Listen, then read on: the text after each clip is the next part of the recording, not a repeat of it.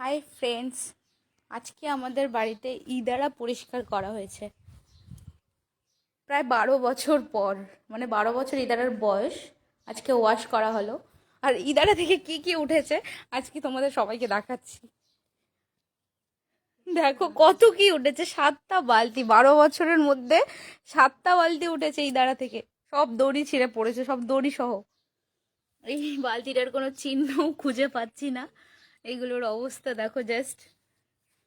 আরও একটা জিনিস পড়েছে, এই ছুরিটা অ্যান্ড এই বাটিটা।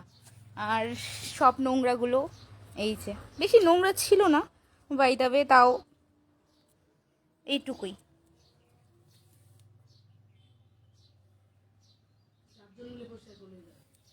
চারজন মিলে পরিষ্কার করেছে।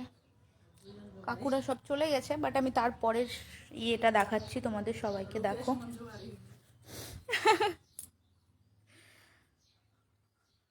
12 বছর পর প্রথমবার করা হলো। এখন জল অনেক নিচে,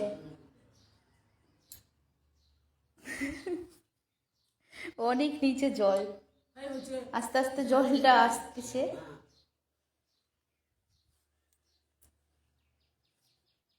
ভেবেই অবাক লাগছে, এতগুলো বালতি অবস্থা কি বালতিগুলোর।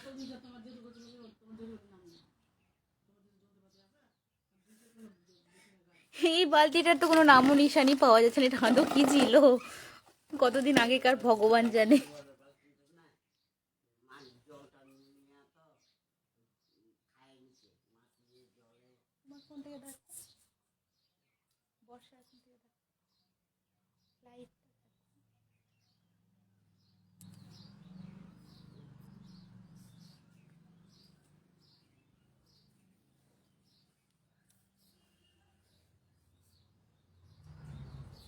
মা আর কি করলো জানো, ইধার চারিদিকে কি করলো জানো? ও হ্যাঁ, সিমেন্ট বালি দিয়ে যেন জল না আসে, নোংরা জল।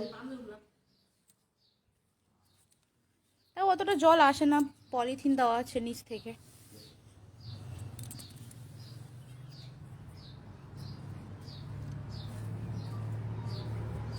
এই চাকুটার অবস্থা।